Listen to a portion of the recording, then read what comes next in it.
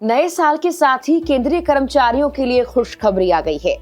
केंद्र सरकार ने गुरुवार को 8वें वेतन आयोग के गठन को मंजूरी दे दी है। 8वें वेतन आयोग के आने से केंद्रीय कर्मचारियों की सैलरी पर क्या फर्क पड़ेगा? 8वें वेतन आयोग के तहत सैलरी बढ़ने से पेंशन कितनी बढ़ेगी? 7वें वेतन आयोग लागू होने से कितना इजाफा हुआ था, उसके मुकाबले अब कितना फायदा मिल सकता है? देंगे जवाब इन सभी सवालों का इस वीडियो में। नमस्कार, मेरा नाम है मेघना सचदेवा और आप मुझे देख रहे हैं लोकमत हिंदी पर। सबसे पहले सुनिए केंद्रीय सूचना एवं प्रसारण मंत्री अश्विनी वैष्णव ने इस फैसले के बारे में क्या कुछ बताया है। माननीय प्रधानमंत्री जी ने केंद्र सरकार के सभी कर्मचारियों के लिए 8th सेंट्रल पे कमीशन को मंजूरी दे दी है। 8th सेंट्रल पे कमीशन आप सब जानते हैं 1947 से अब तक 7 पे कमीशन हुए हैं और प्रधानमंत्री जी ने एक रेगुलर रिदम के साथ पे कमीशन बनाने का जो एक संकल्प लिया है, उसके हिसाब से 2016 में लास्ट पे कमीशन 7th पे कमीशन स्टार्ट हुआ था, तो 2026 में इसका टर्म कंप्लीट होता है। उससे वेल बिफोर 2025 में 8th पे कमीशन स्टैब्लिश करने से सफिशिएंट टाइम मिलेगा so that the recommendations can be received well before the completion of the period of 7th पे कमीशन। रिपोर्ट्स के मुताबिक 8वें वेतन आयोग के गठन से 48,67,000 केंद्र सरकार के कर्मचारियों और 67,95,000 पेंशन भोगियों को लाभ मिलेगा। इस आयोग को 2026 में लागू किया जा सकता है क्योंकि 7th पे कमीशन का कार्यकाल 31 दिसंबर 2025 तक है। ऐसे में अब ये समझते हैं कि 8वां वेतन आयोग लागू होने के बाद कर्मचारियों की सैलरी और पेंशन में कितना इजाफा हो सकता है। हम बात करते हैं सबसे पहले सैलरी की कि उस पर कितना असर पड़ेगा। देखिए, केंद्र सरकार हर 10 साल में नया वेतन आयोग लाती है। अभी 7वां वेतन आयोग चल रहा है। इसका कार्यकाल 2025 के आखिरी में खत्म होगा। जैसा कि हमने आपको बताया, भी साल 2026 से ही 8वां वेतन आयोग लागू हो जाएगा। 8वें वेतन आयोग का वेतन मैट्रिक्स 1.92 के फिटमेंट फैक्टर का इस्तेमाल करके तैयार किया जाएगा। इसे अब ऐसे समझिए, केंद्र सरकार के कर्मचारियों की सैलरी के 18 लेवल है। लेवल 1 कर्मचारियों की बेसिक सैलरी 1800 रुपए, ग्रेड पे के साथ 18,000 रुपए है। इसे 8वें वेतन आयोग के तहत बढ़ाकर 34,560 रुपए किया जा सकता है।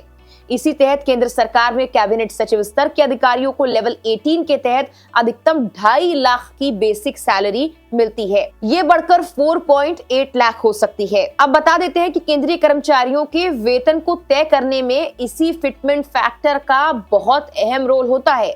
अगर 7वें वेतन आयोग की कैलकुलेशन पर एक बार गौर करें तो कर्मचारियों को मिलने वाला कुल वेतन उन्हें मिलने वाले तमाम भत्तों के अलावा बेसिक सैलरी और फिटमेंट फैक्टर के आधार पर ही तय किया जाता है। फिटमेंट फैक्टर को तय करने में कई तरह के कारक भूमिका निभाते हैं। इसे तय करने में सरकार की आर्थिक स्थिति, महंगाई दर और कर्मचारियों की जरूरतों को भी खास तौर पर ध्यान में रखा जाता है।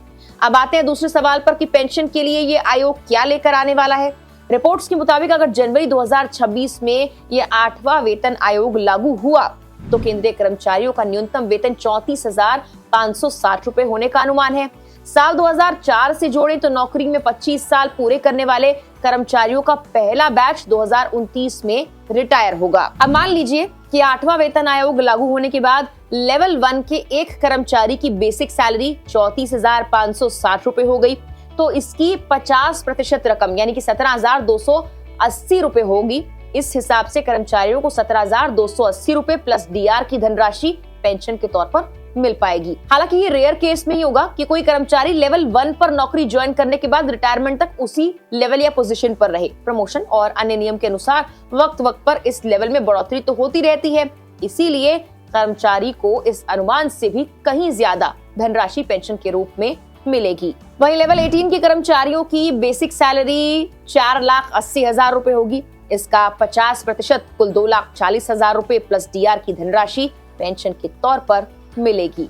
जब 6वें वेतन आयोग की जगह 7वें वेतन आयोग की सिफारिशें नरेंद्र मोदी के नेतृत्व वाली सरकार द्वारा जनवरी 2016 से लागू हुई थी, तो इसके बाद सरकारी कर्मचारियों के वेतन में बड़ी बढ़ोतरी देखने को मिली थी। 7वें वेतन आयोग के तहत 2.57 का फिटमेंट फैक्टर लागू किया गया था, जिसके परिणाम स्वरूप केंद्र सरकार के कर्मचारियों और पेंशन भोगियों के मूल वेतन में 2.57 से गुना किया गया। ये उनके मूल वेतन में 2.57% की वृद्धि के बराबर था। इसके विपरीत पिछले वेतन आयोग में फिटमेंट फैक्टर 1.86 था, जिससे सरकारी कर्मचारियों के मूल वेतन में 1.86% की वृद्धि हुई थी। जाने से पहले आपको ये भी बता देते हैं कब कब कितनी बड़ी कर्मचारियों की सैलरी। सबसे पहले बात करते हैं फोर्थ पे कमीशन की। फोर्थ पे कमीशन में केंद्रीय कर्मचारियों की वेतन वृद्धि 27.6% की गई थी। इसमें उनका न्यूनतम वेतनमान 750 रुपए तय था। फिफ्थ पे कमीशन में भी कर्मचारियों को बड़ा तोहफा मिला और उनकी सैलरी में 31% का बड़ा इजाफा किया गया था। इससे उनका न्यूनतम वेतन सीधे बढ़कर 2,550 रुपए प्रति माह हो गया था। सिक्स पे कमीशन की बात की जाए, उस वक्त 1.86 गुना इसे रखा गया था। इससे कर्मचारियों को सैलरी में सबसे बड़ा हाइक मिला था। उनके न्यूनतम सैलरी में 54% का इजाफा हुआ। इससे बेसिक सैलरी बढ़कर 7,000 रुपए हो गई थी। साल 2014 में सेवेंथ पे कमीशन का गठन हुआ। फिटमेंट फैक्टर को आधार मानते हुए 2.57 की वृद्धि की गई, लेकिन वेतन वृद्धि जो हुई वो 14.29% ही हुई थी। फिलहाल के लिए इस वीडियो में इतना ही। नमस्कार।